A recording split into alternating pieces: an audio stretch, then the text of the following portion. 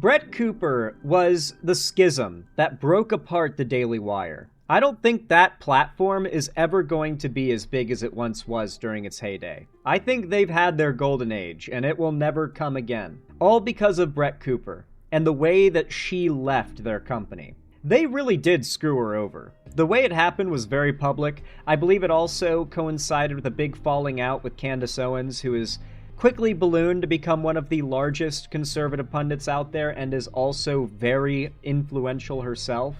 A lot of the followers follow her, and a lot of the leaders do not get along with her among the right. And so there's been a whole schism that's happening all over again broadly on the right. But you could argue it started with Brett Cooper and the Daily Wire, which is why it's so interesting to check out her foray into a solo career and right-wing propaganda here on YouTube. She's got her own channel, and she uploads content about a variety of things, and she just put out episode 72 of her videos. She labels her videos as episodes with numbers, so you can see what episode it is. I guess that's like a trend on the right. Should I do that? Should I go back through all of my videos and, like, name them with an episode number? I feel like that's unnecessary, but okay. Anyway, though, Brett Cooper put out this new video, and I thought we'd give it a watch, because it just dropped. It's fresh off the presses, and it's clearly trying to get those clicks and rally her audience into just hating the left. It's called The Left's Dangerous New Obsession, Assassination Culture. That's right. Cancel culture is apparently gone, and now the left engages in assassination culture. At this point, she's just accusing the left of being pro-murder. If you're a leftist, then you're a killer. And we all know what most people think ought to be done to killers. So, really escalating the temperature here, really turning up the dial. Not a big fan of that. But I figured we'd give the video a watch and see if her arguments hold up to scrutiny. Spoiler alert, they won't. Now, if you enjoy my stuff and you want to watch more from me and support it, consider dropping a like and a comment on this video. It really does help a lot. Remember, the algorithms heavily favor right-wing propaganda slops, so giving me a little bit of a boost, whether it be through a hype or a like or a comment, really does help, and I appreciate it. Without any further ado, though, let's get right into the video. If we have learned anything in the last 3 weeks, it is that we have an alarming assassination culture in our society. Once again, if you look at any of the data that tracks political violence in America and breaks it down by political affiliation, not only does the left commit less political violence than the right, but it commits several times less political violence than the right. Like, it's not even so close that there could be an error in data collecting that could make up the difference. And we're talking about dozens of different sources claiming the same thing. Like, it's not just some lefty, woke SJW source saying the left commits less violence than the right politically. All of the sources claim this. Actually, the other day we watched a video by Steven Crowder, his return of Change My Mind, where he brought up a Politico article that he implied backed up his claim that the left was more violent. So we seeked out the Politico article, found out it was paywalled, but then used the Internet Archive to get through the paywall, and found out that the very next paragraph after the one he showed said the exact opposite of his claim. That the data insists that the left is far less politically radical and violent than the right these days, and has been for a very long time, too. Global or US politics? Wait a second. I just woke up. Where the hell did autoplay leave me? That is crazy. That is really funny, and that you just, like, fell asleep and YouTube autoplay put you on my stream, and you're just like, what the fuck is play? I am very surprised that YouTube put you on my stream. But hey, maybe it's a sign.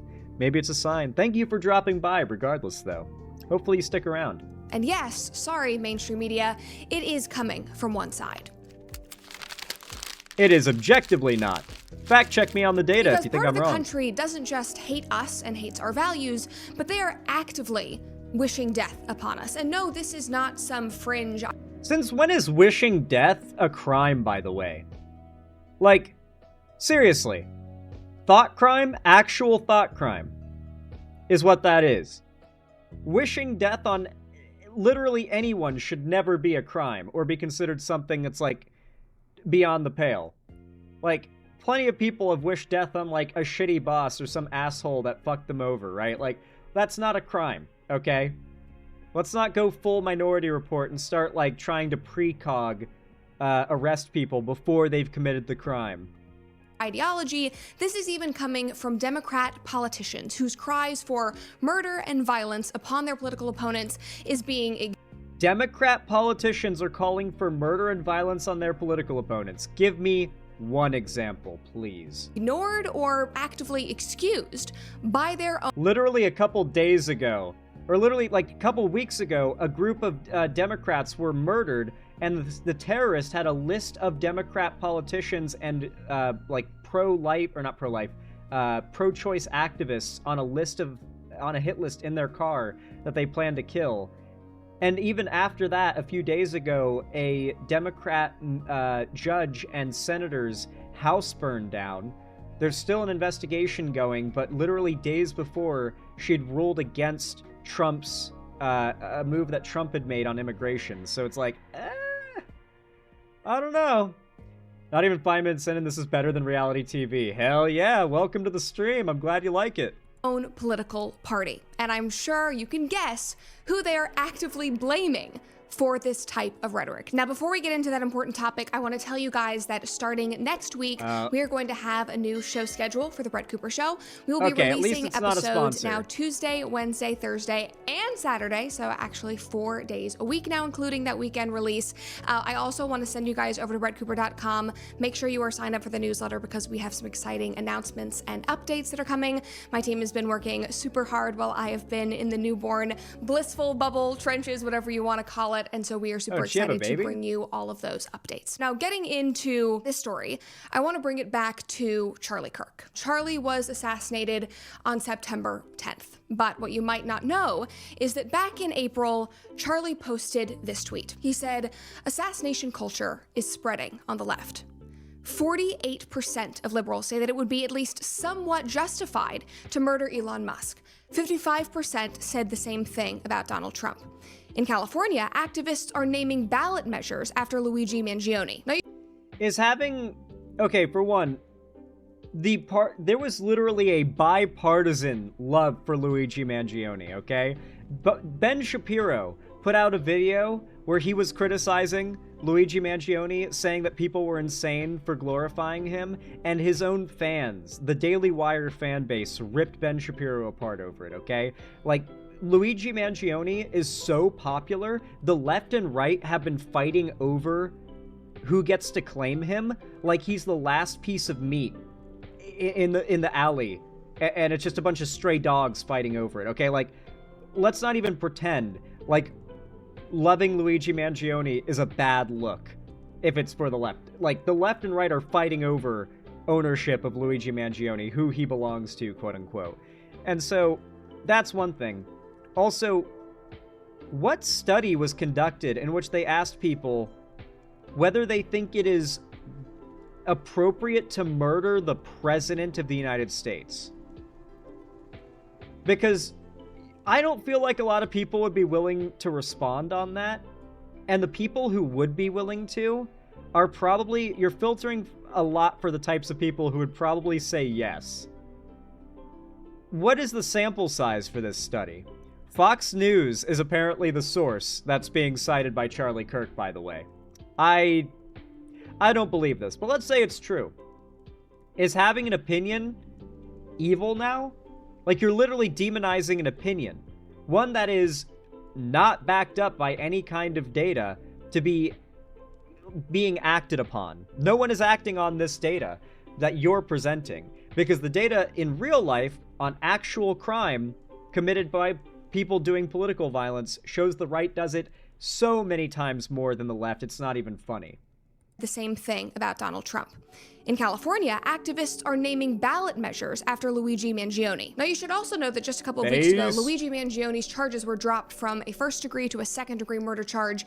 And yes, people were celebrating and cheering in the streets. People were on camera talking about how they are in love with AI versions of Luigi. And again, this is a man that shot a healthcare CEO, a husband, and a father in broad daylight. And they are celebrating this. At least she's consistent, okay? Because a lot of the conservatives who demonize anyone who jokes or celebrates Charlie Kirk getting shot a lot of them celebrated and glorified Luigi Mangione. It does seem like she's at least consistent. She's not doing the oh boo-hoo Charlie Kirk, but also yay Luigi Mangione. Hypocritical, like, back and forth. She's consistent on both counts. That's respectable, at least.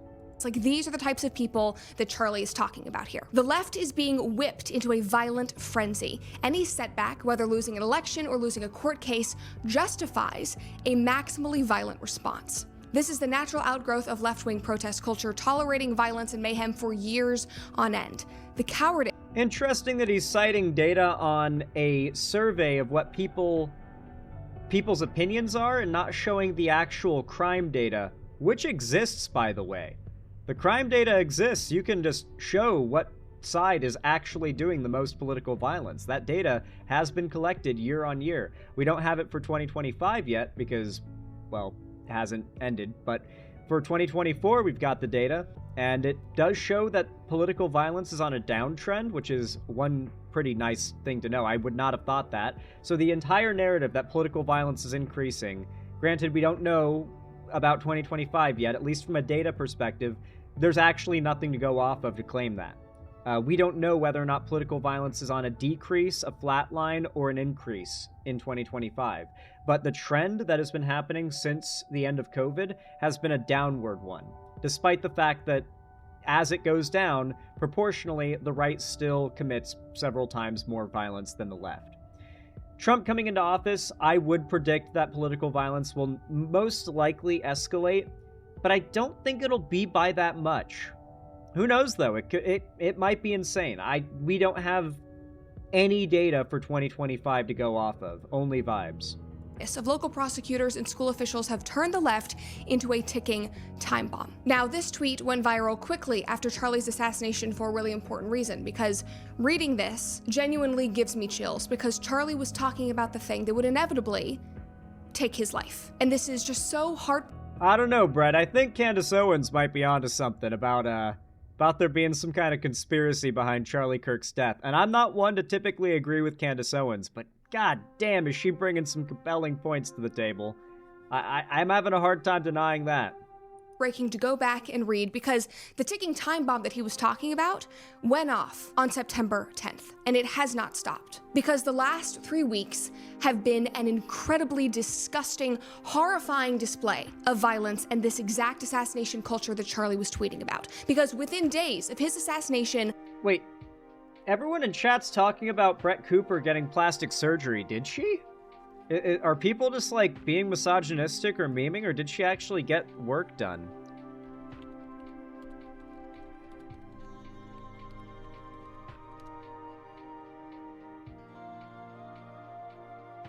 Plastic surgeon reacts to Brett Cooper.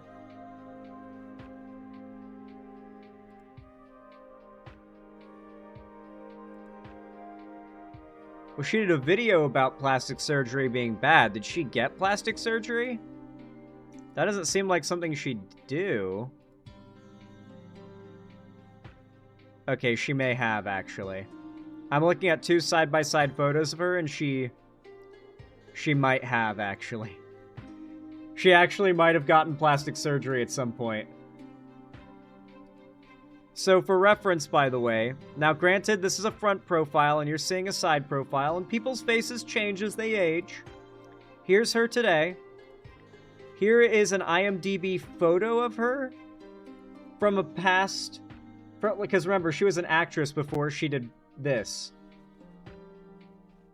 Maybe her appearance has just changed with time.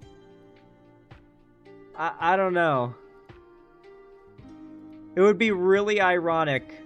I will say, looking at Brett Cooper now, it's like a lot of her facial appearance does look borderline artificial. Like, not the kind of appearance that typically occurs naturally. You know what I mean? Who knows? I could be wrong. Maybe you've got me sucked into being misogynistic now. a bomb was lit, but failed to go off under a Fox News van in Utah that was covering Charlie's assassination. And you can see that right here. 2 men have now been arrested for this. Then, just a couple days later, there was a bomb threat at RFK Jr.'s home. Just days later, a 23-year-old man opened fire at a New Hampshire country club while screaming "Free Palestine." And of course, they're still saying that there is no political motive. They have no idea why he would have done this. I'm sorry. The political motive is right there. Eyewitnesses have given you that. Anecdotes. Look at the data. When data for 2025's political violence comes out, if it says the left is committing more violence than the right, then I'll eat my words, but there's no data to claim that about this year since Trump came into office. Every year prior to this year, though, it demonstrates that the right commits significantly more political violence than the left. You can talk about anecdotal examples and stories as much as you like, but the data, you gotta talk about the data. If you care about truth, that is. That motive. Now, just a couple days later, after that. Stories are about evoking feelings in people. This is arguing with feelings, but if you want to argue with facts, you point to the data, and that's what I like to do. Again, we just have bing, bang, boom right after each other. A man shot into a local ABC News building, allegedly in protest of Kimmel being taken off the air. And he left a note warning that Trump officials would be next. This is all within 10 days of Charlie's assassination. Then just 2 days after that, another man shot into an ICE facility in Dallas, killing 2 detainees, although officials have said that he was probably aiming at ICE officials, considering that the bullets he left on the scene after killing himself were engraved with anti-ICE. Just take. Hilariously, if we want to do the anecdote game, the people getting targeted with political violence and assassinations in the recent year on the left have been politicians, elected officials, have been getting targeted by right-wing terrorists. Listen to this video. Early evidence that we've seen from rounds that were found near the suspected shooter contain messages that are anti-ICE in nature. And then here are the bullets in question. This was posted by Kash Patel quickly after the event took place. Now, that was not the only. Wait, okay. They wrote on the bullet, anti-ICE.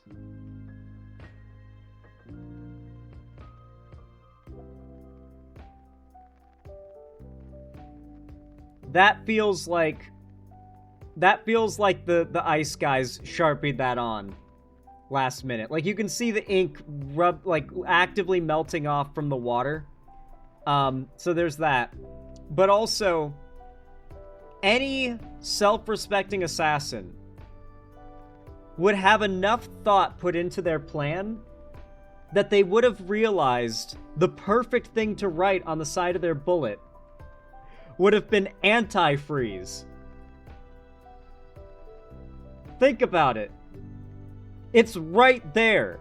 It only takes a second of thinking to figure out that would have been the perfect thing to write there. Clearly, that was written by some ICE dude who just picked up the stripper clip and was like, oh, let me... and scribbled it on there with his pen. Anti-ICE. Anti-ICE.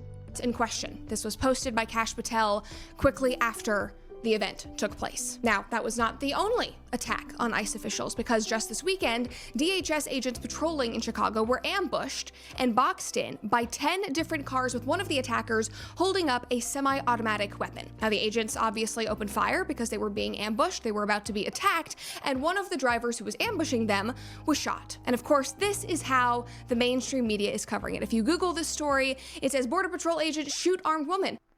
I missed when conservatives pretended to care about facts over feelings. Telling stories like this, I mean, you can use it to back up a data-driven trend. To be like, okay, the data says that this trend is a big problem. Here are some examples of that happening. You know, it's useful, it's valuable.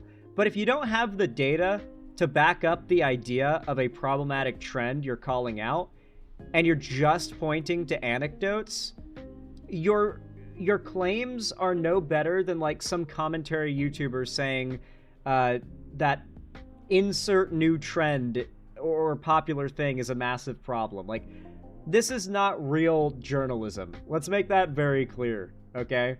This is just culture war politics slop. But that is what she's really good at. It's what the Daily Wire hired her to do. And now she's doing it for herself and making bank doing it, I'm sure. I imagine she has to be making bank. All right, gentlemen, it's been fun, but time for work. Enjoy your day/night. Thanks for stopping by, and consider subscribing if you enjoyed the stream. Hopefully you have a good day at work. Federal agents shoot woman in Chicago neighborhood. Protester shot in Chicago. So that's the story that you're running with. The DHS agents are just open firing into crowds of people? No, they were being ambushed. And I just want to say, with how awful the news is right now, with everything that we have seen and witnessed over the last 3 weeks, it is... Why does she look happy? Because any level of anger or outrage that she's exhibiting is an act, and it's hard to keep that act up consistently for 19 minutes on end. More important than ever, in my opinion, to focus on your family and your communities, and Good Ranchers wants to help you do that. This fall... Right into the grift. This is such a tragedy. This message was brought to you by Good Ranchers. Get your raw beef from Good Ranchers delivered to your house for $40 off. Free meat for life. $40 off plus free meat for life. How overpriced is this shit that you would be getting $40 off? And that is not a huge loss that the company is tanking. $40 off for how much meat exactly? It better be like 5 fucking pounds of Wagyu if it's $40 off. Because $40 off of what is what I want to know. Good Ranchers is challenging America to come back to the dinner table. Every Thursday through Thanksgiving, Good Ranchers wants you to take a pause and share a meal with the people that you love. And here's the best part. Every week, one lucky table will win a free Thanksgiving ham from Good Ranchers for just... Okay, I'm bored now. God, these people are such grifters. I always feel the pull of the dark side to start answering those sponsor emails that I get, where they're like, Xanderhall will offer you $500 a month to shill Raid Shadow Legends. And it's like, I really hate the idea of Raid Shadow Legends, so no. But man, I would love that $500 a month. But yeah, you gotta have like a certain level of shamelessness to take those emails from companies that, like, any self-respecting logical person knows that a lot of these brands are absolute, like, scam slop. You know, one of my favorite videos has to be Markiplier, when he went on that rant about how Honey is just suspicious and he refuses to take a sponsorship with Honey because it just sets off all the alarm bells for him, and he ended up being vindicated in the end, right? Like, I really respect a content creator who's got the grit, I guess, the principle to reject the easy payout of these scam sponsors that you're literally just pushing scams on your fans for an easy payout. The fans who support you and oftentimes also pay you, it feels so fucked up. I don't know. If I'm taking a sponsor, it's got to be a product I know is good and isn't some bullshit. Beware, Zan, as some of these sponsorships could be hackers who will hack your account and YouTube could see... I know. I'm very aware of the phishing emails that pull your info through the email when you click it. I'm very aware of those. I'm careful, don't worry. But with that said, if you guys enjoyed this segment, if you found it entertaining, educational, or enjoyable in any way whatsoever, then please consider leaving a like and a comment down below. It really does help a lot, and I appreciate it immensely. And don't forget to subscribe if you want to see more from me. Follow my social medias linked down below if you want to see more from me on other platforms too. Particularly my fan Discord, as that is the main hub of my community and fan base. And on top of that, it's where I host weekly gaming events, call-in streams, and watch parties every Friday, every week. So make sure you don't miss it. It is awesome. That said though, thank you all so much for watching. If you want to support me directly, financially, help me keep the lights on and a roof above my head here at the Xanderhall studio, then consider donating, subscribing, or gifting a sub to me on my, gifting a sub to somebody else to purge their whiteness on my website, xanderhall.com/live, or support me through YouTube, Twitch, Streamlabs, Stream Elements, Patreon, or buy some custom Xanderhall merchandise through the Streamlabs link down below. Regardless of how you support me though, thank you so much for watching, and as always, have a good one.